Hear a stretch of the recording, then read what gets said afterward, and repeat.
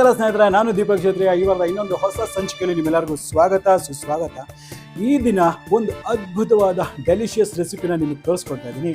ಅದು ಯಾವುದಪ್ಪ ಅಂತ ಹೇಳಿದ್ರೆ, ನಾನು ಇತ್ತೀಚೆಗೆ ಒಂದು ದೇವಸ್ಥಾನಕ್ಕೆ ಹೋಗಿದ್ದೆ. ಅಲ್ಲಿ ಮಂಗಳೂರು ಸೌತೆಕಾಯಿಯ ಒಂದು ಸಾಂಬಾರನ್ನು ಕೊಟ್ಟಿದ್ರು ದೇವಸ್ಥಾನದ ಪ್ರಸಾದವಾಗಿ.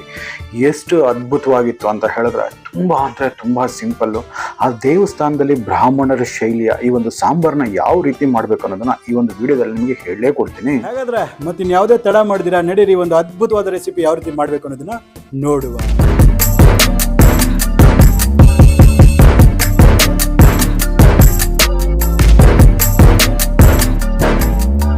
ಹಾಗಾದ್ರೆ ಈ ದೇವಸ್ಥಾನದ ಶೈಲಿಯ ಬ್ರಾಹ್ಮಣರ ಶೈಲಿಯ ಈ ಸಾಂಬಾರನ್ನ ಯಾವ ರೀತಿ ಮಾಡ್ಬೇಕು ಅನ್ನೋದನ್ನ ನೋಡ್ತಿದ್ರಲ್ಲ.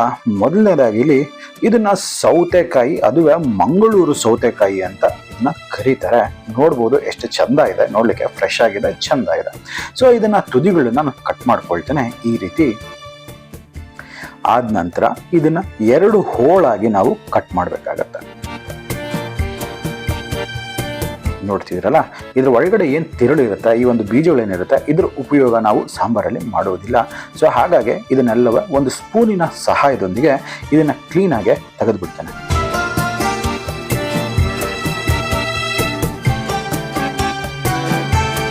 ಪರ್ಫೆಕ್ಟ್ ಆಗಿದೆ. ನೋಡ್ತಿದ್ರಲ್ಲ, ಎಲ್ಲ ಕ್ಲೀನ್ ಆಗಿದೆ. ಇದನ್ನ ಏನ್ ಮಾಡಿದೀನಿ ಅಂತ ಹೇಳಿದ್ರೆ, ನಲ್ಲಿ ಕೆಳಗಡೆ ನೀರಲ್ಲಿ ಚೆನ್ನಾಗಿ ತೊಳೆದು ಬರ್ತೀನಿ. ನೋಡಿ, ನೀರಲ್ಲೆಲ್ಲ ಚಂದ ಕ್ಲೀನ್ ಆಗಿದೆ, ಎಲ್ಲೂ ಸಹ ತಿರುಳಿನ ಏನೂ ಅಂಶ ಇಲ್ಲ. ಸೊ ಈಗ ಇದನ್ನ ಮ್ಯಾನೇಜಬಲ್ ಪೀಸಸ್ ಆಗಿ, ಸ್ವಲ್ಪ ಬೈಟ್ ಸೈಜ್ ಪೀಸಸ್, ಹೆಚ್ಚು ಕಮ್ಮಿ 1 ಇಂಚಿನ ಪೀಸಸ್ ಆಗಿ ಇದನ್ನ ಕಟ್ ಮಾಡ್ಕೋಬೇಕಾಗಿತ್ತು.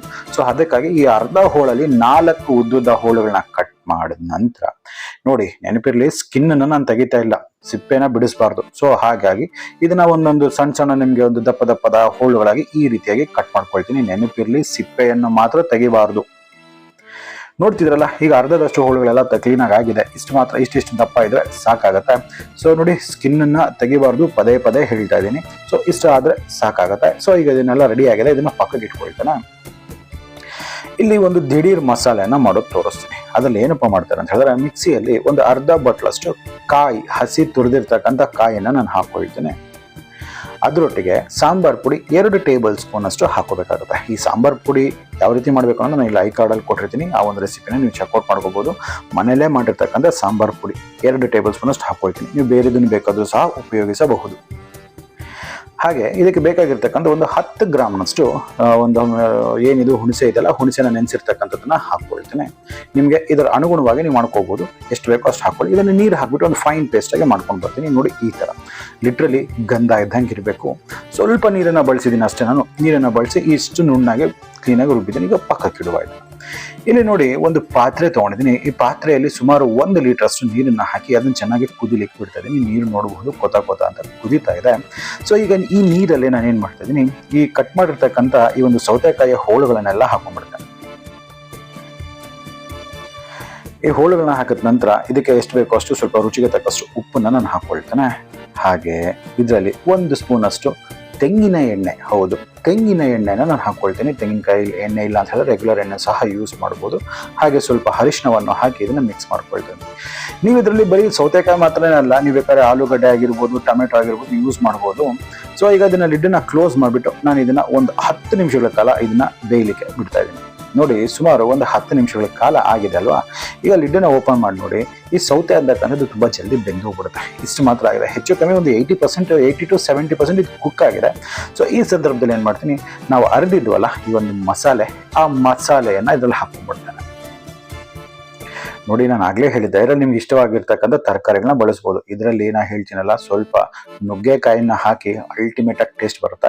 ನಾನು ಯಥಾವತ್ ಆ ದೇವಸ್ಥಾನದಲ್ಲಿ ಯಾವ ರೀತಿ ಇತ್ತು ಆ ರೀತಿ ಮಾಡಿದ್ದೆ. ಆ ಒಂದು ಫ್ಲೇವರ್ ನನಗೆ ತುಂಬಾ ಇಷ್ಟ ಆಯ್ತು. ಸೊ ಹಾಗಾಗಿ ಬೇರೆ ಏನು ನಂಗೆ ಹಾಕ್ಲಿಕ್ಕೆ ಇಷ್ಟ ಆಗ್ತಿಲ್ಲ, ಬರೀ ಸೌತೆಕಾಯಿನ ಒಂದು ರೆಸಿಪಿ ಮಾತ್ರ ಮಾಡ್ತಾ ಇದ್ದೀನಿ. ನೋಡಿ, ಈಗ ಮಸಾಲೆ ಹಾಕಿದ ನಂತರ ಇದ್ರ ಹಸಿ ವಾಸನೆ ಹೋಗ್ಬೇಕಲ್ವಾ. ಸೊ ಹಾಗಾಗಿ ಕುದಿಸ್ತಾ ಇದ್ದೀನಿ.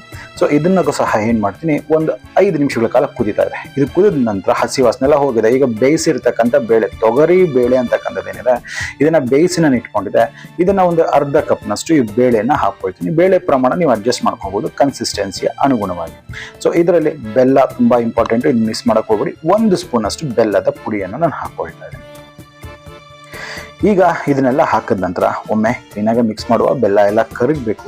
ಆಲ್ರೆಡಿ ಈ ಒಂದು ಬೇಳೆ ಎಲ್ಲ ಬೆಂದಿರುತ್ತಲ್ಲ, ಇದು ಒಂದಕ್ಕೊಂದು ಹೊಂದ್ಕೊಂಡು ಆ ಫ್ಲೇವರ್ಸ್ ಎಲ್ಲ ಇನ್ಫ್ಯೂಸ್ ಆಗಬೇಕು. ಅಲ್ಲಿವರೆಗೂ ಹೈ ಫ್ಲೇಮಲ್ಲಿ, ಈಗ ಎಲ್ಲ ಪ್ರತಿಯೊಂದು ಹೈ ಫ್ಲೇಮಲ್ಲಿ ನಡೆಯುತ್ತೆ ನೋಡಿ. ಕುದಿಲಿಕ್ಕೆ ಶುರು ಆಗ್ತಾ ಇದೆಲ್ಲ, ಒಂದು ಕುದಿ ಬರ್ತಾ ಇದೆ. ಸೊ ಈಗ ಏನು ಮಾಡ್ತೀನಿ, ಕೊನೆಯದಾಗಿ ಲಿಡ್ಡನ್ನು ಕ್ಲೋಸ್ ಮಾಡಿಬಿಟ್ಟು ಒಂದು 2 ನಿಮಿಷಗಳ ಸಾಕು, ಒಂದು 2 ನಿಮಿಷಗಳ ಕಾಲ ಇದನ್ನು ಕುದಿಲಿಕ್ಕೆ ಬಿಡುವ. ನೋಡಿ, ಆಫ್ಟರ್ 2 ಮಿನಿಟ್ಸ್, ಜಸ್ಟ್ 2 ಮಿನಿಟ್ಸ್ ಸಾಕು. ಕುದಿ ಬಂದ ನಂತರ ಲಿಡ್ಡನ್ನ ಓಪನ್ ಮಾಡಿ ನೋಡಿದ್ರೆ ಹುಳುಗಳೆಲ್ಲ ಮೇಲೆ ತೇಲ್ತಾ ಇರುತ್ತೆ. 80% ಆಗಿರೋದು 100% ಕುಕ್ ಆಗಿರುತ್ತೆ. ಘಮ ಅಂತೂ ಪಕ್ಕದ ಬೀದಿವರೆಗೂ ಹೋಗುತ್ತೆ, ಅಷ್ಟು ಒಳ್ಳೆ ಘಮ ಬರ್ತಾ ಇರುತ್ತೆ. ಈಗ ನೋಡಿ ಪರ್ಫೆಕ್ಟಾಗಿ ಆಗಿದೆ. ಸೊ ಈಗ ಇದಕ್ಕೊಂದು ಒಗ್ಗರಣೆ ಕೊಡಬೇಕು. ಯಾವ ರೀತಿ ಮಾಡ್ಬೇಕಂತ ತೋರಿಸ್ತೀನಿ ನೋಡಿ. ಈಗ ಒಗ್ಗರಣೆ ಮಾಡಲಿಕ್ಕೆ ಒಂದು ಸಣ್ಣ ಬಾಣಲೆ ತೊಗೊಂಡಿದ್ದೀನಿ. ಇದರಲ್ಲಿ 2 ಸ್ಪೂನಷ್ಟು ತೆಂಗಿನೆಣ್ಣೆ ಬಳಸ್ತಾ ಇದ್ದೀನಿ. ಬೇಕಾದ್ರೆ ನೀವು ತುಪ್ಪವನ್ನು ಸಹ ಬಳಸ್ಬೋದು. ಸೊ ಈಗ ಇದಕ್ಕೆ ಒಂದು ಸ್ವಲ್ಪ ಒಂದು ಅರ್ಧ ಸ್ಪೂನಷ್ಟು ಸಾಸಿವೆಯನ್ನು ತಗೊಳ್ಳಿ. ಸಾಸಿವೆ ಚಂದ ಚಿಟಪಟ ಅನ್ನಬೇಕು, ಅದು ತುಂಬ ಇಂಪಾರ್ಟೆಂಟು. ಯಾವುದೇ ಒಗ್ಗರಣೆ ಆದರೂ ಸಾಸಿವೆ ಚಿಟಪಟ ಅಂತ ಹೊಡೆದ್ರೇ ಅದರದ್ದು ಒಂದು ಫ್ಲೇವರು ಮತ್ತು ಟೇಸ್ಟ್ ಅಂತಕ್ಕಂಥದ್ದು ಒಗ್ಗರಣೆಗೆ ರಿಲೀಸ್ ಆಗ್ತಕ್ಕಂಥದ್ದು ನೆನಪಿಟ್ಕೋಬೇಕು ನೀವು. ನೋಡಿ, ಇದೆಲ್ಲ ಇವಾಗ ಆಗಿದೆಲ್ಲ ಚಿಟಪಟ ಅಂತ ಇದೆ, ಕಾಣಿಸ್ತಾ ಇರ್ಬೋದು ನಿಮಗೆ. ಈ ಸಂದರ್ಭದಲ್ಲಿ ಒಣಮೆಣಸಿನಕಾಯಿ ಒಂದು 2 ನಾನು ಕಟ್ ಮಾಡಿ ಈ ರೀತಿ ಹಾಕ್ಕೊಂಡಿದ್ದೀನಿ. ಹಾಗೆ ಒಂದು ಎಸಳಷ್ಟು ಕರಿಬೇವಿನ ಸೊಪ್ಪನ್ನು ಹಾಕ್ಕೊಂಡು ಒಂದು 2 ಚಿಟಿಕೆಯಷ್ಟು ಹಿಂಗು ಮಾತ್ರ ತುಂಬ ಅಂದರೆ ತುಂಬ ಇಂಪಾರ್ಟೆಂಟು. ಹಿಂಗೆ ಸ್ವಲ್ಪ ಜಾಸ್ತಿ ಇದ್ರೂ ಪರವಾಗಿಲ್ಲ. ಹಾಗೆ ಇದನ್ನು ಚೆನ್ನಾಗಿ ಮಿಕ್ಸ್ ಮಾಡ್ಕೊಳ್ಳುವ.